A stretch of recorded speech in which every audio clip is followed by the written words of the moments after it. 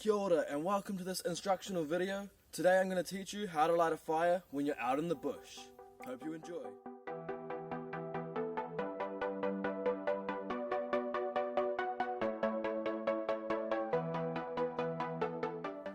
Fire lighting is an important skill to know when you're out in the bush, as there are many purposes of fire, such as keeping you warm, providing you with light, cooking your food, and even using it as a smoke signal if you're lost, or even just to lift your morale if you're feeling down.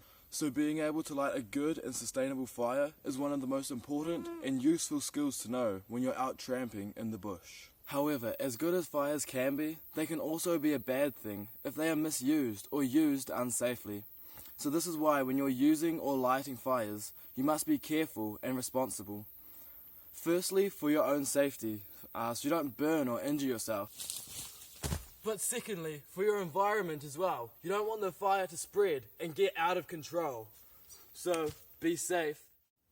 Minimizing the impact of fire is important and is one of the 7 leave no trace principles in New Zealand. So, to ensure that your fire is safe and controllable, what you want to do is firstly ask for permission. So find out if your area is safe to actually have fires before you actually light your fire. And secondly, what you can do is keep your fire nice and small and contained to ensure that it doesn't get out of control and wreck your environment around you.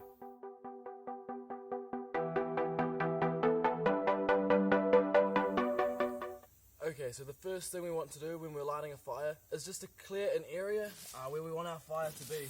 So we want a large area, larger than our fire. So this is going to stop the fire from spreading and mean it's going to be contained within that area. So we don't want any sticks or anything that could catch fire anywhere close to our fire, otherwise it could spread and become a bigger issue. So let's just make this big area here. So now that we've got a big cleared out area, what we want is now our ground layer. So this layer is just going to stop the heat from escaping through the ground.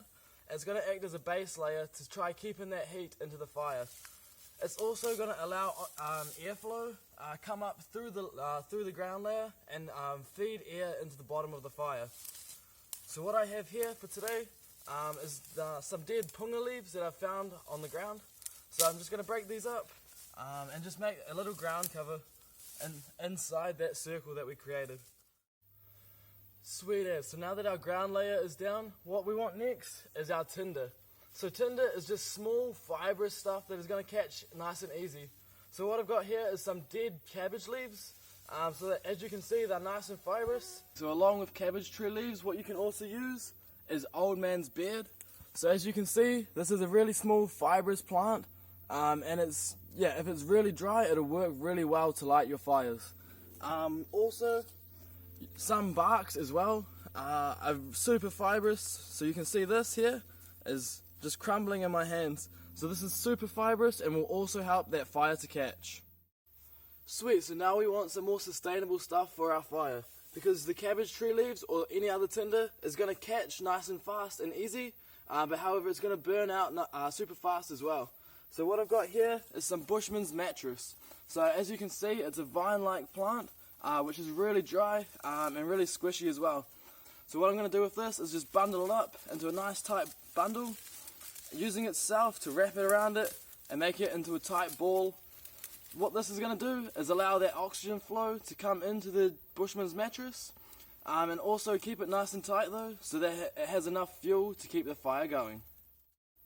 Sweet, so once you have your Bushman's mattress in a nice tight bundle, you can add that to the fire on top of the cabbage tree leaves or whatever other tinder you have. Making sure that all your sticks are ready at an arm's length reach away, so that once your fire does get going, you're able to just quickly add onto your next layers of sticks. So firstly, we've got some really small fine twigs. These are going to catch super easy as well, and then will give the fire some more substance and be able to keep it going, so then catch some bigger sticks and then even bigger sticks as well. Sweet, so now we're ready to light. So we can grab our lighter and just light our cabbage tree leaves or whatever we have as tinder. And then next up we want to chuck our Bushman's mattress on top. So we're just going to light that there. The cabbage tree leaves will catch fire nice and easy. And then by having the next layer on top of it already, you'll see that the flames are already going up into that next layer.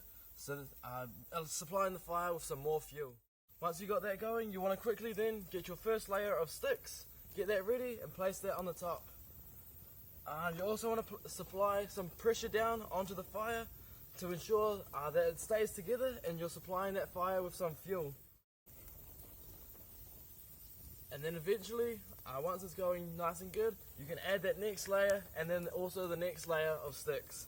So that's going to help keep your fire sustainable and keep it going all night for you.